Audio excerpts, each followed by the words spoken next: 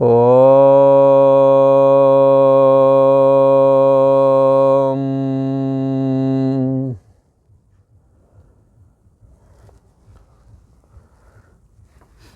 श्री योग वासिष्ठ के उपशम प्रकरण में श्री वशिष्ठ जी महाराज बोले, हे राम जी, जितने जीव हैं वे पशुवत हैं और मूढ़ों और पशुओं में कुछ भेद नहीं है। ये बात तो अब और ज़्यादा उजागर हो रही है कि जितने भी ये जो मूढ़ता जो धारण किए हैं, नशा कर लिया और कुछ कर लिया, फिर गंदे कर्म करते हैं जो कि पशु भी नहीं कर सकते हैं। तब लगता है ये शास्त्र सही कहता है। शास्त्र कह रहा है कि मूढ़ जीव पशु के समान ही हैं, उनमें और पशुओं में कुछ भेद नहीं। भला पशु तो अपने आप कोई गलत काम नहीं करता, उसे भूख लगी खा लिया, नहीं भूख लगेगी तो खाएगा भी नहीं। जहाँ उसे गोबर करने की इच्छा होती गोबर कर देता है। पर अज्ञानी मूढ़ लोग तो नाना प्रकार के दवा उपचार करके, नाना प्रकार के क्रियाकलाप करके पशुओं से भी आगे। जो गलत काम पशु नहीं करता वो बुद्धि से सोच करके गलत करते हैं। इसलिए मूढ़ जीव, जितने जीव हैं वो पशुओं के समान है। मूढ़ जो जीव हैं और पशुओं में कुछ भेद नहीं, ऐसा कहा। हे राम जी, उनको हमारी कथा का उपदेश नहीं लगेगा, क्योंकि उनके अंदर जड़ता छाई हुई है, पाप वृत्ति बैठी हुई है, पाप वाली वृत्ति बैठी हुई है। मन विषयों में लोलुप है, इंद्रियां विषयों में चली जा रही हैं, संसार के प्रति सत्यत्व बुद्धि का आश्रय लेकर के बैठे हुए हैं। हाँ, आसुरी संपत्ति ग्रहण कर ली है, माने मात पिता नहीं देवा, साधुन सन करवावे सेवा, जिनके ये आचरण भवानी ते सब जानो निश्चर प्राण। हाँ, ऐसी स्थिति जिनों की हो गई है, हाँ, चित्त वृत्ति बड़ी विक्षेप में है, ऐसे लोगों के लिए श्री वशिष्ठ जी महाराज कहते हैं कि हमारी कथा का उपदेश नहीं है उनके लिए, क्योंकि उनका चित्त अति मूढ़ता को प्राप्त हुआ है। पशु धर्मा जो लोग हैं, जो आहार निद्रा भय मैथुनम चा, पशुओं और नरों के, पशुओं और मनुष्यों के ये चीज़ें बराबर हैं, जो केवल इतने में ही रचे पचे हैं वो पशुओं के बराबर ही है। इसलिए कहा उन्हें हमारी कथा का उपदेश, हाँ, उनको हमारी कथा का उपदेश नहीं लगता। वे पशु धर्मा हैं, इस वाणी हमारी इस परम पवित्र निर्मल वाणी के योग्य नहीं है। हे राम जी, वो दिखते तो मनुष्य ही हैं, पर उनके अंदर जानवर जगा हुआ है, शैतान जगा हुआ है। ये कह रहे थे, हंसते जा रहे थे और बड़ी तेजी से कह रहे कि उसने ऐसे ऐसे गलत काम, मैं नहीं हंस रहा हूँ, हमारे अंदर बैठा शैतान हंस रहा है। भला तो ये शैतान हंस रहा है, शैतान भीतर बैठा खुद ही बता रहे, तो फिर और की प्रमाण की जरूरत ही कहाँ है यहाँ। इसलिए कहते हैं कि उनको हमारी कथा का उपदेश नहीं लगता। वो देखने में मात्र ही मनुष्य हैं, परंतु मनुष्य का अर्थ उनसे कुछ सिद्ध नहीं होता, उनके अंदर तो जानवर का अर्थ घटित होता है। इसलिए दुर्लभ तत्व ज्ञान के वो अधिकारी नहीं है। हे राम जी, जैसे उजाड़ में ठूंठ वृक्ष छाया, हाँ, और फल से रहित होता है, छाया भी नहीं मिलती ना फल मिलता है, किसी को विश्राम भी वहाँ नहीं मिलता है, ऐसे ही मूढ़ जीवों से कुछ अर्थ सिद्ध नहीं होता। आप देखें घरों में, परिवार में कोई ना कोई ऐसा होवेगा जो कुछ काम नहीं करेगा, खर्चे उसी के ज़्यादा होंगे, खर्च भी करेगा और काम भी ना करेगा, है, जहाँ तहाँ झगड़ा भी कर बैठेगा, मादक पदार्थों का सेवन भी करेगा। तो उससे कहते हैं कि इसलिए यहाँ कहते हैं उससे कुछ अर्थ सिद्ध नहीं होता है, उजाड़ वन में ठूंठ वृक्ष की छाया के समान है। ठूंठ में छाया नहीं मिलती, ना फल मिलता है। ऐसे ही मूढ़ जीवों से कुछ अर्थ सिद्ध नहीं होता है। एक जगह पर एक लड़की नौकरी करती तो उसका आदमी भी था। कुछ समय बाद वो पैककर निकल गया। अब वो तंग करे तो उसको मुंह बंद करने के लिए उसे पैसे दे मादक चीज़ों को खाने पीने के लिए, और दिन भर काम करे बेचारी। फिर यहाँ आवे तो इनके ये कहे भाई हमारे लिए पहले निकालो, वो हमारा काम। हाँ, और नहीं तो हम शाम को कैसे हमारी रात गुजरेगी, उसे वो चाहिए अपना पौआ। तो क्या है कि दुखी कर देते हैं, तो उससे कुछ अर्थ सिद्ध नहीं हुआ। ब्याह कर का भी क्या फ़ायदा मिला, उसे खुद ही कमाना खाना है, उसके लिए भी जुगाड़ करना है। बोले इसको ये क्यों पैसे देते हो? तो उसने कहा क्या करें, नहीं तो ये बहुत कलह मचाता है, इसको मुंह बंद करने के लिए कुछ थोड़ा बहुत दे देती हूँ, और डेली देना पड़ता है। तो मूढ़ से कुछ अर्थ सिद्ध नहीं होता है अपने परिवार का, कि भाई किसी तरह से जैसी उल्टी सीधी लीक चलती रहे, इसलिए और सब कुछ सहती थी वो महिला। तो यहाँ कहते हैं कि मूढ़ जीवों से कुछ अर्थ सिद्ध नहीं होता। जैसे गले में रस्सी डालकर पशु को जहाँ खींचते हैं वहाँ पशु चले जाते हैं, तैसे ही उन मूढ़ जीवों को, मूढ़ मनुष्यों को उनका चित्त जहाँ खींचता है वहीं पर वो चले जाते हैं। मूढ़ जीव पशु के समान विषय रूपी कीच में फंसे हुए हैं, और पशु और मूढ़ मनुष्यों में ये चीज़ें समान है। आहार निद्रा भय में तो न इतने ही पशु करे इतने ही आदमी करे, तो ये बराबर ही ना हो गए। इसलिए मूढ़ जीव पशु के समान विषय रूपी कीच में फंसा हुआ है। इससे फिर क्या होता है इससे? तो कहते बड़ी आपदा को ये जीव प्राप्त हो जाता है।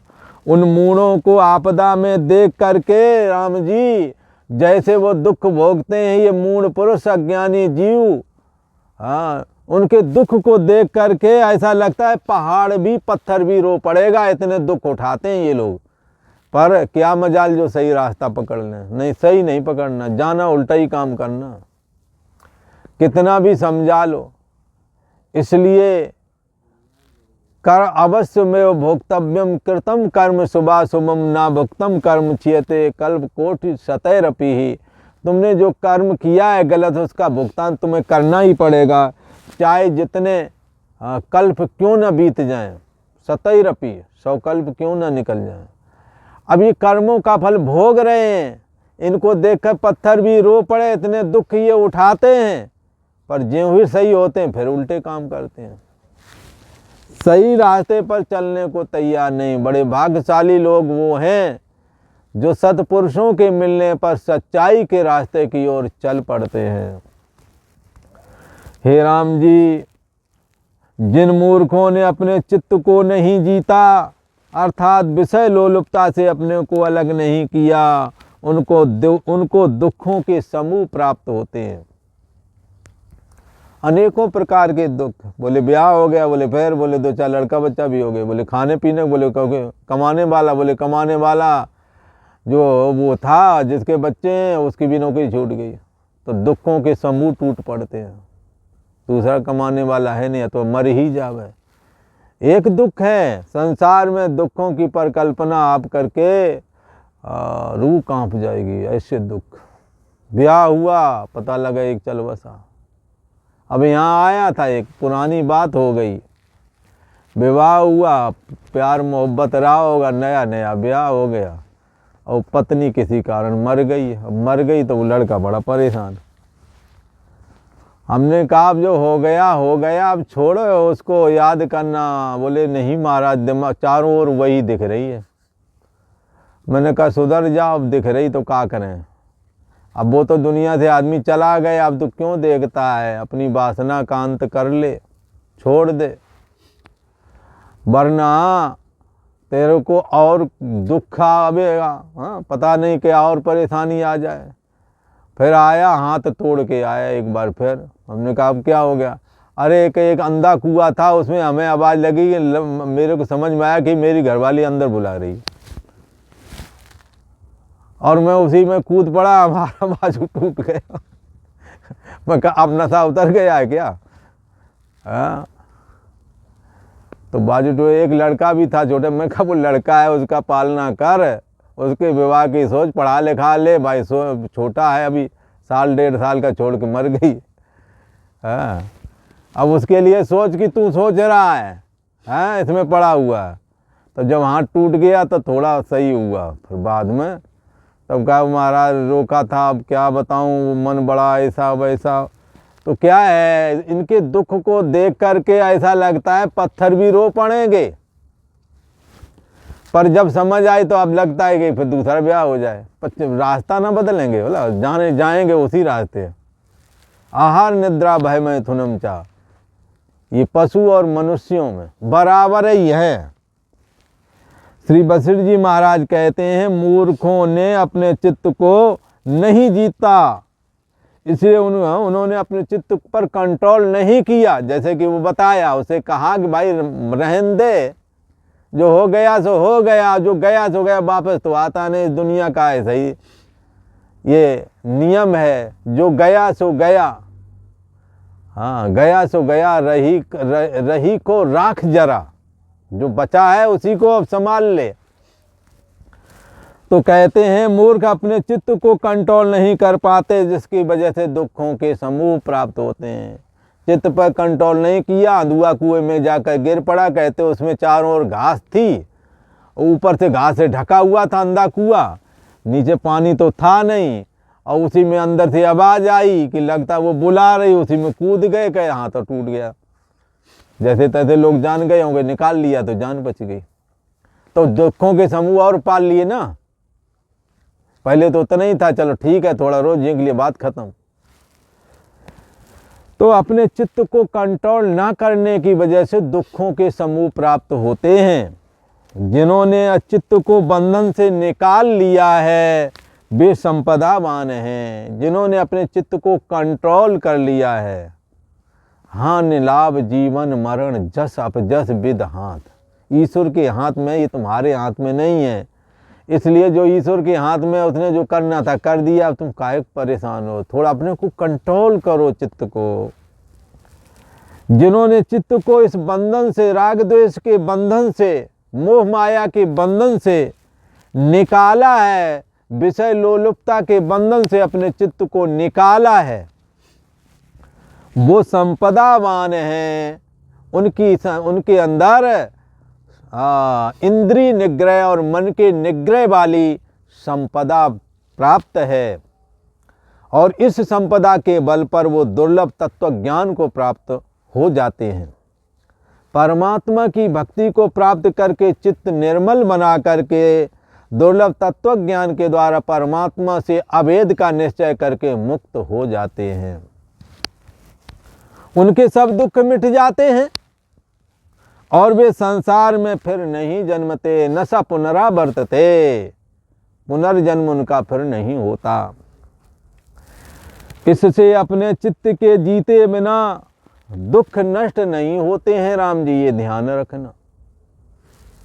हाँ, अपने चित्त के जीते बगैर, चित्त का जीतना क्या है कि जानो तबह कि अब हम जागे, जब मन खुद विषयों से भागे।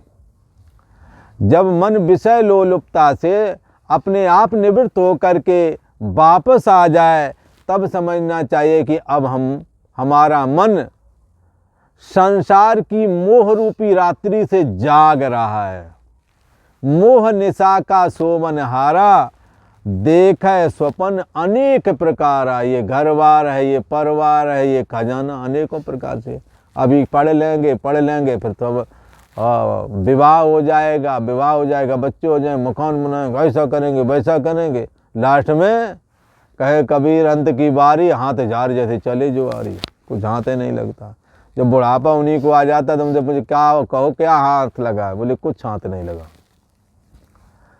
जिनका नहीं हुआ उनसे पूछा तुम काहे के लिए? बोले लगता है इनके हाथ ही लग गया होगा कुछ। और उनसे पूछा जाके बोले कुछ हाथ नहीं लगा, बेकार है सब काम, ऐसा ही है। इसलिए हाँ, यहाँ पर ये माया नगरी है, यहाँ किसी के हाथ कुछ लगता नहीं, जो घर देखा नहीं वही लगता है ये ज़्यादा अच्छा होवेगा। हाँ, एक ही बात है हर जगह। इसलिए जहाँ हो जैसे हो रुक जाओ, परमात्मा चिंतन में लग जाओ, मन को कंट्रोल करो, परमात्मा में लगाओ। चाहे गृहस्थी जीवन में हो वो उसको भी यही साधना करनी पड़ेगी, और चाहे गृहस्थी ना हो तो भी यही मन को रोक करके परमात्मा में लगाना, संसार से हटा करके ईश्वर भक्ति में लगाना, परमात्मा चिंतन में लगाना, अपने मन को कंट्रोल में रखना, काम क्रोध लोभ आदि में मन को ना जाने देना। ये चीज़ चाहे घर गृहस्थी भोगो तो करनी पड़ेगी और ना भोगो तो करनी पड़ेगी, कोई कर नहीं देगा। कर्म प्रधान विश्व रच राखा, जो जस करे सो तस फल चाखा। कर्म प्रधान दुनिया बनाई गई, आपने जैसा किया आपको वैसा भोगना पड़ेगा। इसलिए आप मन और इंद्रियों का निग्रह करें। आपको मन और इंद्रियों के निग्रह करने से परमात्म चिंतन में मदद मिलेगी। भगवत भक्ति करें, चित्त को निर्मल बनाएं, दुर्लभ तत्व ज्ञान से परमात्मा के साथ अपना अभेद निश्चय करके आत्मसंस्थम मना कृत्वा, आत्मा में जीव भाव रूप जो ये मन है इसको स्थापित करके है और जानना पना से अलग न किंचिदपि चिंतयेत, और कुछ चिंतन ना करें। है और जानना पना मात्र जो साक्षी भाव है, जो ब्रह्म भाव है, उसमें अपने जीव भाव को लीन कर दें। इसी को कैवल्य निर्वाण कहते हैं। चित्त के जीते बगैर ये बात संभव नहीं है। चित्त का जीतना क्या, जितम जगत केन। जगत किसने जीत लिया है? जिसने अपने मन को जीत लिया है। हाँ, जिसने यही तैर जिता सर्गो ये शाम में स्थितम मनाहा, निर्दोषम ही समम ब्रह्म तस्मात् ब्रह्मणि ते ततः। ये उसने तो जीते जी सारी दुनिया को जीत लिया है, जिसने अपने मन को जीत लिया है। हाँ, बोले क्यों? मन को कैसे जीत लिया? बोले मान अपमान सुख दुख में सम हो गए, राग द्वेष में सम हो गए। निर्दोषम ही समम ब्रह्म, काम क्रोध लोभ मोह आदि के दोष से मन को रहित बना लिया, राग द्वेष आदि द्वंद्वों से अपने को अलग कर लिया और अपने को सम बना लिया। दुख में दुख को भी पचा गए, किसी के पास रोने नहीं गए, और सुख भी आया उसे बांट के सुख भोग कर लिया, पर इतराए नहीं। तो सुख और दुख में सम हो गए आप। मान अपमान सुख दुख लाभ हानि आदि द्वंद्वों में अपने को सम बना लेना और अपने मन के समस्त दोषों को निकाल करके अलग कर लेना, काम क्रोध आदि से अपने को बचाना। यही अपने काम क्रोध पर विजय कही गई है। काम क्रोध तो कोई विजय नहीं प्राप्त कर पाता, उनसे तो हट जाता है आदमी। हाँ, जैसे नदी की बाढ़ आ रही है तो धारा मोड़ दी, नदी की धार कोई रोक सकता है क्या? इधर दीवार बना दी, उधर पानी निकाल दिया। काम जीतना क्या है? भगवान की भक्ति में लगा लिया और तो इधर काम की ओर मन नहीं जा रहा, काम दूसरी साइड में निकल जाएगा। तो भगवान की भक्ति में लगा लें, परमात्मा चिंतन में लगा लें, भगवत ग्रंथों के स्वाध्याय में लगा लें, नाम जप में लगा लें। दद्यान नाम सर्वम किंचित कामादीना मना गपी। काम क्रोध लोभ मोह आदि को अवसर ना दें। अवसर नहीं देंगे तो आएंगे नहीं, अवसर दे दोगे तो आएंगे। इसलिए परमात्मा के शरण हो करके और परमात्मा की भक्ति करें, सदग्रंथों का स्वाध्याय करें और चित्त को निर्मल बनाएं, चित्त को जीत लें, अर्थात विषयों से हटा लें। यही चित्त का जीतना है। निर्दोष और सम बना लें। उसने जीते जी सारी दुनिया को जीत लिया, जिसने अपने मन को निर्दोष और सम बना लिया। क्योंकि निर्दोष और सम ब्रह्म है, इसलिए वो निर्दोष और सम ब्रह्म में उनकी स्थिति हो जाती है और वो मुक्त हो जाते हैं। आज इतना ही। ओम। वीडियो अच्छा लगे तो लाइक करें, सब्सक्राइब करें और ये बेल आइकन को भी दबा करके रखें। ओम।